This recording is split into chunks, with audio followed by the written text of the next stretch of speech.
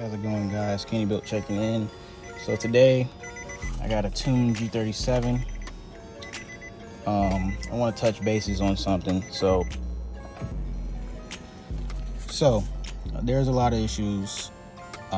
Sometimes, not really, it's a random issue where someone may come contact, or Infiniti VQ owners may come in contact with G37 owners may come in contact where the OBD2 doesn't work.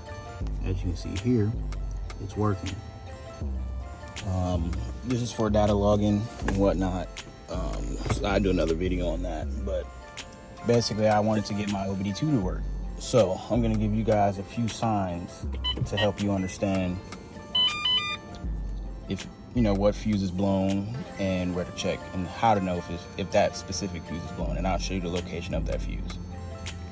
So you go here, come up to the clock, push the clock. The clock doesn't move, it's your 10 amp fuse. All right, so then you'll come down here, and this is, you'll know if this is the fuse. So it's this one. I guess they call it 6B, whatever it is, but it's your electric parts 10 amp, aka the transport mode. Here, right there. You pull this off.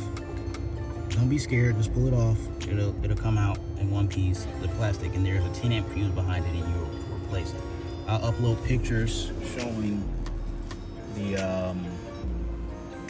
blown fuse. But as you can see, I replaced the fuse, clock works.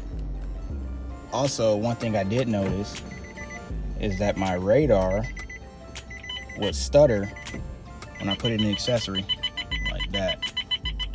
So normally it would, but fuse still works, so that's all good.